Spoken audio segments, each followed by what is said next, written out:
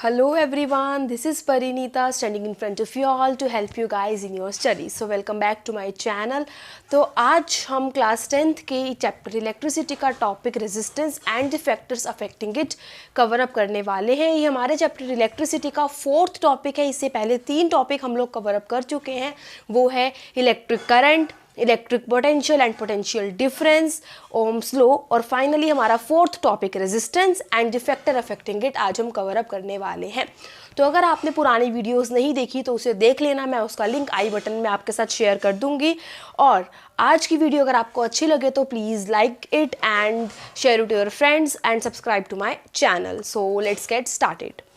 तो जो resistance and the factors affecting it, ये टॉपिक बहुत ही इंपॉर्टेंट होने वाला है, क्योंकि अब रेजिस्टेंस क्या होता है, हमने पिछले वीडियो में ओम्स लॉ जब हमने जिसमें पढ़ा था उसमें हमने देखा था कि हमने एक फॉर्मूला डिराइव किया।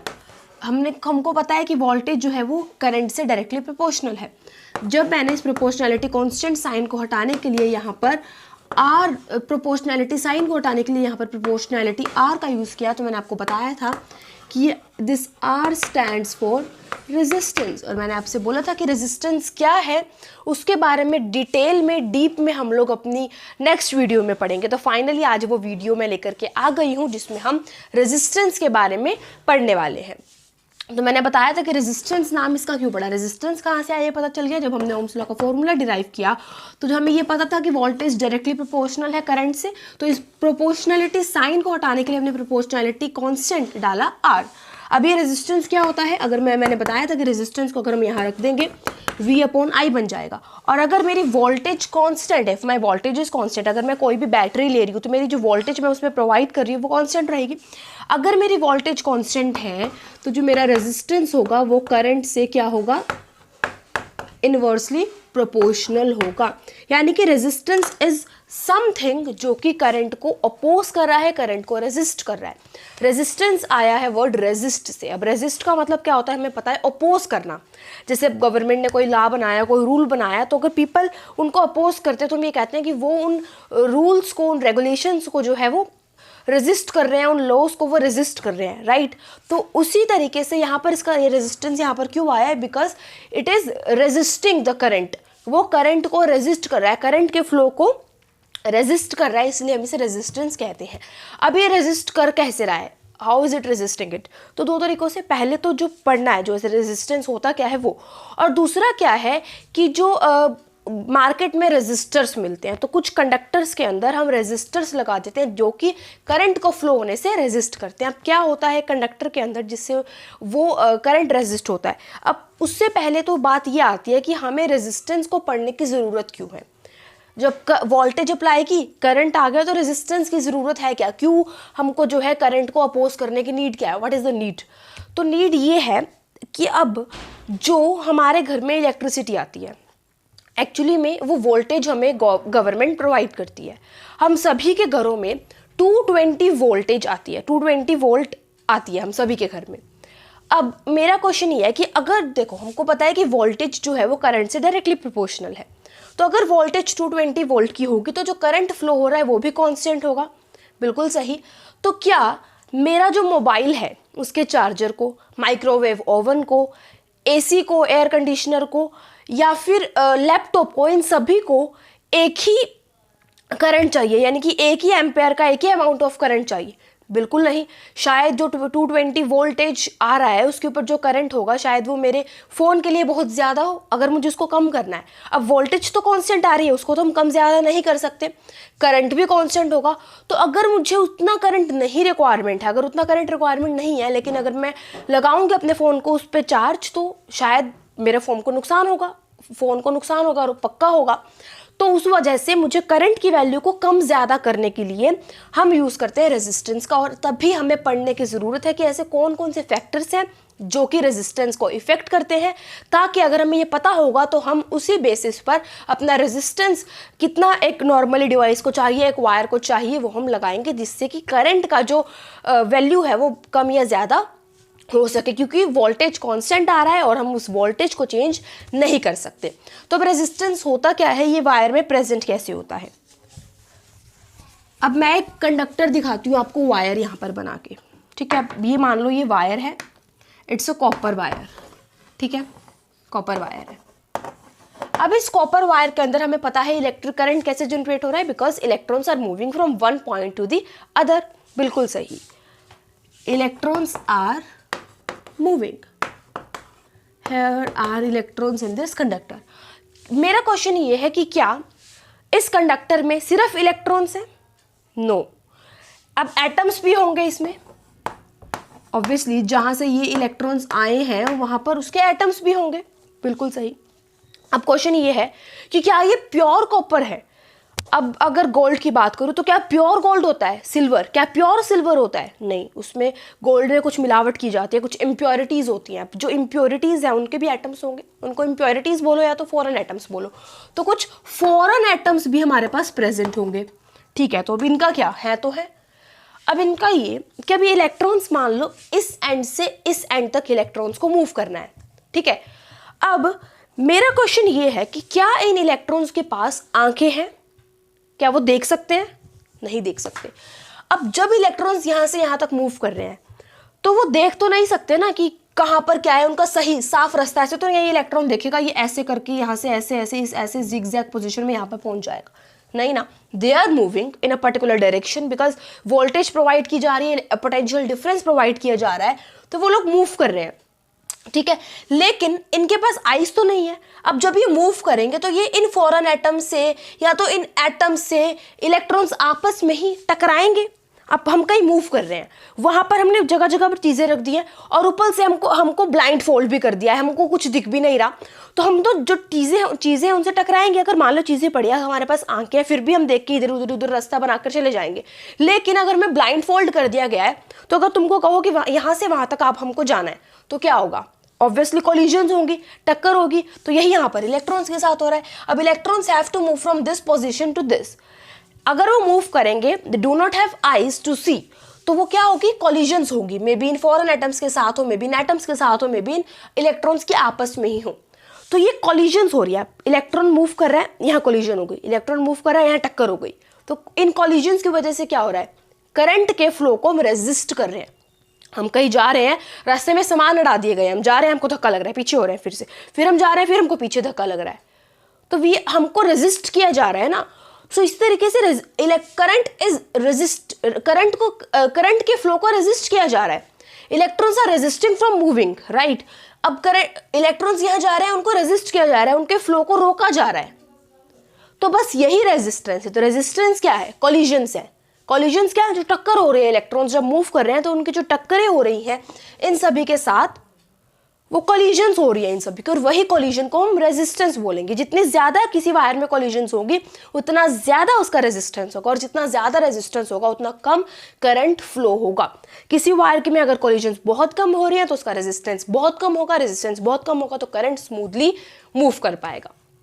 सो दैट्स ऑल अबाउट रेजिस्टेंस। यही है रेजिस्टेंस। रेजिस्टेंस क्या है? कोलिजन्स जो कि हो रही है कंडक्टर में due to all these things, due to the atoms, due to the impurities present there, due to the electrons, जब वो आपस में टकरा रहे हैं, जब वो मूव कर रहे हैं, when they are moving, तो जो collisions उनके बीच में हो रही है, इसी को ही हम लोग रेजिस्टेंस बोलते हैं।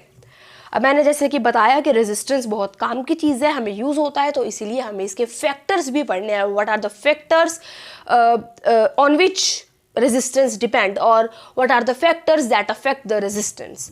तो फैक्टर्स की बात करते हैं फटाफट से।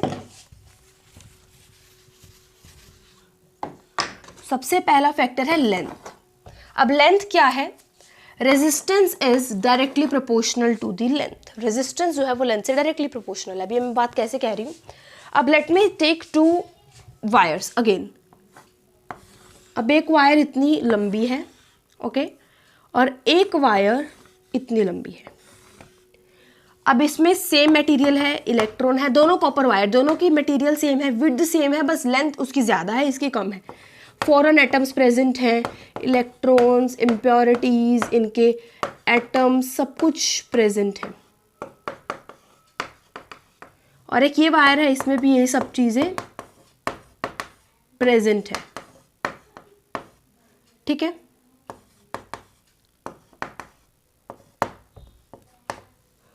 अब क्वेश्चन ये है कि जब ये इलेक्ट्रॉन्स यहाँ से यहाँ तक मूव करेंगे, when these electrons will move from here to here, तो किस केस में, ये केस 1 है सपोज और ये केस 2 है, किस केस में रेजिस्टेंस ज़्यादा होगा या कोलिजन ज़्यादा होंगी। अब इसको समझने के लिए हम सिंपल सा सिनेरियो लेते हैं। अब मुझे मूव करना है और मेरे रास्ते में कठिनाइयाँ, प्रॉब्लम्स बहुत ज़्यादा हैं। अगर वो रास्ता जहाँ मुझे मूव करना है, जहाँ प्रॉब्लम्स है, वो रास्ता बड़ा होगा तो प्रॉब्लम्स मुझे ज़्यादा फेस करनी पड़ेंगी, और उतनी ही ज़्यादा डिफ़िकल्टी होगी। और अगर वो रास्ता छोटा सा है, प्रॉब्लम्स भी उसमें कम होंगी और मुझे कम डिफ़िकल्टी होगी वहाँ जाने के लिए। बिल्कुल सही। तो इसी तरीके से अगर इलेक्ट्रॉन्स को ज़्यादा मूव करना है तो उनको ज़्यादा इम्प्योरिटीज़, ज़्यादा एटम्स का सामना करके वहाँ तक पहुँचना होगा, जिसकी वजह से वहाँ पर कॉलिजन ज़्यादा होंगी। कॉलिजन ज़्यादा होने की वजह से रेजिस्टेंस ज़्यादा होगा। लेकिन वहीं पर अगर मेरा जो वायर है वो छोटा है, वो लेंथ उसकी कम है, तो उसको कम जाना होगा, और अगर वो कम उसको फ्लो करना होगा करंट को, इलेक्ट्रॉन्स को, तो कम कोलिजन्स होंगी। एज ए रिजल्ट हमारा रेजिस्टेंस भी कम होगा। तो इसलिए बोला गया है कि resistance is directly proportional to the length of the conductor, यानी कि कंडक्टर की अगर लेंथ ज़्यादा है तो मेरा रेजिस्टेंस ज़्यादा होगा, क्योंकि इलेक्ट्रॉन्स को ज़्यादा मूव करना है तो ज़्यादा कोलिजन्स होंगे। लेकिन अगर मेरा वायर का लेंथ कम है, इलेक्ट्रॉन्स को कम मूव करना है, इम्प्योरिटीज़ कम होंगी, एटम्स कम होंगे, तो मेरा एज ए रिजल्ट रेजिस्टेंस भी कम होगा। तो जब एक चीज़ बढ़ती है दूसरी भी बढ़ती है, एक चीज़ कम होती है दूसरी भी कम होती है, उस ऐसे रिलेशन को हम कहते हैं कि उनके बीच में डायरेक्ट रिलेशन है। तो इसी तरीके से जब लेंथ बढ़ रहा है, more the length of the conductor, more collisions, and more the collisions, more the resistance. That means length और resistance आपस में directly proportional है। तो first factor on which the resistance depend is length.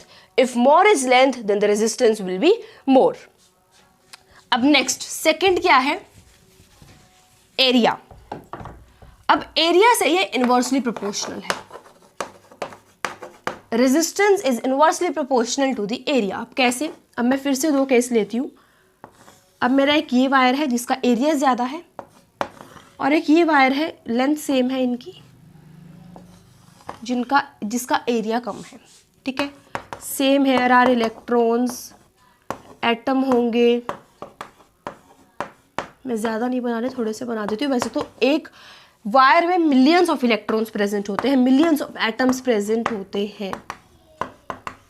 ठीक है, सपोज दिस इज। अब in case में resistance किस में ज़्यादा होगा? केस 1 में या केस 2 में रेजिस्टेंस किस में ज़्यादा होगा? अब देखो, अब अगर एरिया ज़्यादा है, इफ़ एरिया इज मोर, तो क्या होगा? इनके पास, इलेक्ट्रॉन्स के पास मूव करने का ज़्यादा स्पेस है। अगर इलेक्ट्रॉन्स मूव कर रहे हैं, अगर एरिया ज़्यादा है तो उनके पास मूव करने का स्पेस ज़्यादा है। लेकिन अगर इलेक्ट्रॉन्स यहाँ मूव कर रहे हैं तो इलेक्ट्रॉन्स के पास मूव करने का स्पेस बहुत कम है, एरिया बहुत कम है। तो इसलिए हम बोलते हैं कि अगर इलेक्ट्रॉन्स के पास, अगर हम कहीं मूव कर रहे हैं, एक छोटी सी गली है, एक स्ट्रीट जो है वो भीड़ी है, या तो हम कह लो कि नैरो है, और एक जो गली है या तो स्ट्रीट है वो वाइड है। ठीक है, उसमें ज़्यादा चौड़ी हम कह सकते हैं हिंदी में। तो अब दोनों में कार्स हैं, दोनों में बाइक्स रखी हैं, दोनों में प्रॉब्लम्स हैं, तो किस में हम ज़्यादा इजीली मूव कर पाएंगे? ऑब्वियसली जो वाइड है, जो चौड़ी है, उसमें मूव कर पाएंगे, क्योंकि उसमें स्पेस ज़्यादा है फ्लो करने का। तो इसी तरीके से इलेक्ट्रॉन्स ज़्यादा इसमें मूव कर पाएंगे, कोलिजन्स कम इसमें होंगे, हम टक्करें किस में कम मारेंगे? जहाँ जो कि स्पेस वाइड होगा, जो कि जो स्ट्रीट है वो वाइड होगी, है ना। जो नैरो होगी वहाँ हम ज़्यादा कोलिजन्स होंगी। बिल्कुल सही ना, क्योंकि वहाँ पर स्पेस कम है और वहाँ पर स्पेस ज़्यादा है। तो यही यहाँ पर बोला गया है, जब इलेक्ट्रॉन्स यहाँ से यहाँ तक मूव करेंगे, they have more space, they have more area to move, तो कोलिजन्स कम होंगी। अब कोलिजन्स कम होंगी तो रेजिस्टेंस भी कम होगा। लेकिन यही जहाँ पर एरिया कम है वहाँ इलेक्ट्रॉन्स के पास मूव करने का स्पेस भी कम होगा। अगर स्पेस मूव करने का कम है तो ज़्यादा टकरें होंगी, ज़्यादा कोलिजन होगा, और ज़्यादा कोलिजन होने की वजह से रेजिस्टेंस भी ज़्यादा होगा। तो एरिया ज़्यादा तो कोलिजन्स कम, कोलिजन्स कम तो रेजिस्टेंस कम, एरिया कम तो कोलिजन्स ज़्यादा, कोलिजन ज़्यादा तो रेजिस्टेंस भी ज़्यादा। तो इसमें इन्वर्स रिलेशन आ रहा है, एक चीज़ ज़्यादा है तो दूसरी कम है, एक चीज़ कम है तो दूसरी ज़्यादा है। तो resistance is inversely proportional to the area. क्योंकि क्रॉस सेक्शनल एरिया जब ज़्यादा होगा तो उसके पास इलेक्ट्रॉन्स के पास स्पेस ज़्यादा होगा टू मूव, और अगर स्पेस ज़्यादा होगा तो कॉलिजन्स बहुत ही कम होंगे। कॉलिजन्स कम होंगे तो रेजिस्टेंस कम होगा। अगर area cross sectional area narrow होगा, कम होगा, तो कॉलिजन्स ज़्यादा होंगे। कॉलिजन्स ज़्यादा होंगे तो रेजिस्टेंस भी ज़्यादा होंगे। आई होप आपको ये फैक्ट क्लियर हो गया होगा। अब यहाँ पर एक डाउट आता है। डाउट क्या आता है कि जैसे लेंथ बढ़ी थी तो वहाँ पर number of atoms, number of impurities, number of electrons बढ़ गए थे। तो ऐसे ही अगर एरिया मेरा इंक्रीज हो रहा है तो जो नंबर ऑफ एटम्स है, नंबर ऑफ इलेक्ट्रॉन्स है, नंबर ऑफ फॉरेन एटम्स है, इम्प्योरिटीज है, वो भी तो बढ़ रही है ना। अगर मैंने जगह ज़्यादा कर दी, एरिया ज़्यादा कर दिया, तो ऑब्वियसली जो फॉरेन एटम्स हैं, इलेक्ट्रॉन्स हैं, एटम्स हैं, इम्प्योरिटीज है, वो भी बढ़ेंगी, बिल्कुल सही बढ़ेंगी, लेकिन इतना ज़्यादा इफेक्ट नहीं पड़ता। दैट्स अ माइनर थिंग कि बढ़ेंगी लेकिन इतने ज़्यादा नहीं बढ़ेंगी। लेकिन अगर वो बढ़ रही है तो स्पेस भी तो उनके पास ज़्यादा हो रहा है ना। इफ़ इट इज़ इंक्रीजिंग तो कितना इंक्रीज हो रही है, लेकिन स्पेस तो बहुत ज़्यादा बढ़ रहा है उनके पास।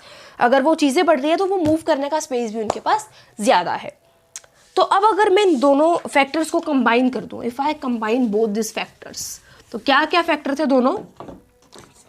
Resistance is directly proportional to length, resistance is inversely proportional to the area. अगर मैं इन दोनों को ज्वाइन कर दूँ तो क्या मिलेगा? Resistance is directly proportional to the length and inversely proportional to the area. अब मुझे तो यहाँ से एक फॉर्मूला मिल सकता है। So what I will do, उसके लिए मुझे ये प्रोपोर्शनैलिटी का साइन हटाना पड़ेगा। प्रोपोर्शनैलिटी साइन हटाने के लिए मुझे यहाँ पर प्रोपोर्शनैलिटी कांस्टेंट डालना पड़ेगा। तो resistance is equals to rho L upon A। So this is the proportionality constant. अब इसको क्या बोलते हैं? इसका नाम है rho. It's a Greek letter rho. और वैसे अगर मैं इसका नॉर्मली नाम देखूँ तो इसको बोलते हैं रेजिस्टिविटी। अब पेपर में बहुत इंपॉर्टेंट क्वेश्चन आता है कि रेजिस्टिविटी होता क्या है। मैंने यहाँ लिखा, आपके माइंड में भी क्वेश्चन आ गया कि रेजिस्टिविटी क्या है ये। एक और क्वेश्चन आता है कि रेजिस्टिविटी और रेजिस्टेंस में डिफरेंस क्या होता है। तो बताती हूँ रेजिस्टिविटी होता क्या है। सबसे पहली बात तो ये है, अब एक वायर है, ठीक है। अब उसके अंदर कोई कंडक्टर मैंने लिया, एक सर्किट बनाया, उसमें मैं आर्टिफिशियल, जो कि आर्टिफिशियल तो नहीं बोलेंगे, लेकिन जो मार्केट से रेजिस्टर मिलता है वो लगाऊंगी। अगर मुझे रेजिस्टेंस बढ़ाना है तो मैं लेंथ इंक्रीज करूंगी, एरिया डिक्रीज करूंगी, उसमें रेजिस्टर्स लगाऊंगी, ये सब काम करूंगी। और जो टोटल कॉलिजन्स हो रही हैं, आर यू अंडरस्टैंडिंग, जो टोटल कॉलिजन्स हो रही हैं मेरे कंडक्टर में, मेरे उस पूरे सर्किट में, that is known as resistance, है ना। लेकिन लेंथ को बढ़ाने की जगह, एरिया को घटाने की जगह, मतलब जो भी मैंने किया, मतलब जो बाहर का रेजिस्टर है उसको लगाने की जगह जो वायर मैंने ली उसका खुद का भी तो कोई रेजिस्टेंस होगा, क्योंकि मैंने क्या कहा, कोई भी चीज़ है उसमें एटम्स प्रेजेंट है, बिल्कुल सही, उसमें इम्प्योरिटीज़ है, इम्प्योरिटीज़ को भी छोड़ो, उसमें एटम्स प्रेजेंट हैं, उसमें इलेक्ट्रॉन्स खुद के प्रेजेंट है, तो उसका खुद का भी तो नेचुरल रेजिस्टेंस भी तो कुछ होगा ना। तो उसी नेचुरल रेजिस्टेंस को हम लोग रेजिस्टिविटी बोलते हैं। तो रेजिस्टिविटी क्या है? एक कंडक्टर की, एक वायर की नेचुरल रेजिस्टेंस क्या है, उसी को ही हम रेजिस्टिविटी बोलते हैं। नेचुरल रेजिस्टेंस से मतलब, अब डिफरेंस क्या है रेजिस्टेंस और रेजिस्टिविटी में? सबसे बड़ा सवाल ये आता है, रेजिस्टिविटी क्या है? कंडक्टर का नेचुरल रेजिस्टेंस, मतलब कि जो कंडक्टर में कॉलिजन्स हो रही हैं वो। रेजिस्टेंस क्या है? एक सर्किट के अंदर जो कॉलिजन्स हो रही हैं। इनमें डिफरेंस एग्जाम में भी पूछा जाता है और बच्चों के माइंड में भी आता है। तो रेजिस्टेंस और रेजिस्टिविटी का डिफरेंस क्या है? अब रेजिस्टेंस क्या है? ओवरऑल कॉलिजन्स कितनी हो रही है, ओवरऑल रेजिस्टेंस क्या है एक सर्किट का, उसको हम रेजिस्टेंस बोलते हैं।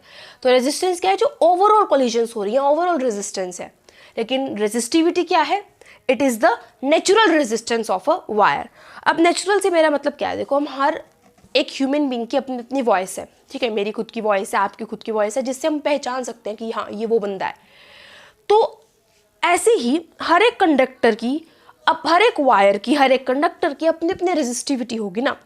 जैसे कि अगर मेरा अब वेट बढ़ जाता है, अगर मैं थोड़ी मोटी हो जाती हूँ, पतली हो जाती हूँ, तो मेरी वॉइस से उससे कोई फर्क नहीं पड़ेगा, बिकॉज इट इज़ नेचुरल, वो नेचुरल है, उससे कोई उसको इफेक्ट नहीं पड़ता।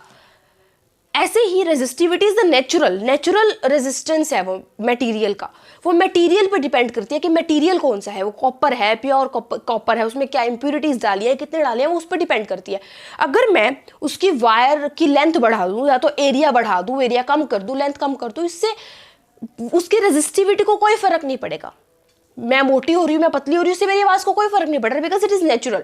तो रेजिस्टिविटी मटेरियल के नेचर, मटेरियल कौन सा यूज़ कर रहे हैं उस पर डिपेंड करता है। मैं उसकी लेंथ को बढ़ा रही हूँ, कम कर रही हूँ, एरिया को बढ़ा रही हूँ, कम कर रही हूँ, उस पर उससे रेजिस्टिविटी को कोई फर्क नहीं पड़ता। तो सेकेंड डिफरेंस यही होगा कि resistance depends upon the length, depends upon the area, but resistivity does not depend on anything. वो मटेरियल पे डिपेंड करती है, वो लेंथ पे या तो एरिया पे डिपेंड नहीं करती। तीसरा डिफरेंस क्या होगा, एसआई यूनिट। रेजिस्टेंस की एसआई यूनिट ओम है, मैंने आपको बताया था पिछली क्लास में, ohm which is donate by the sign omega. लेकिन जो रो है तो रेजिस्टिविटी है, उसका एसआई यूनिट है ओम्स मीटर। अब ये कैसे हुआ, फॉर्मूला ये है, मुझे इसका एसआई यूनिट निकालना है, ये यही रहेगा, इसको यहाँ लेके जाऊंगी, रेसिप्रोकेट होगा ये A/L, ठीक है।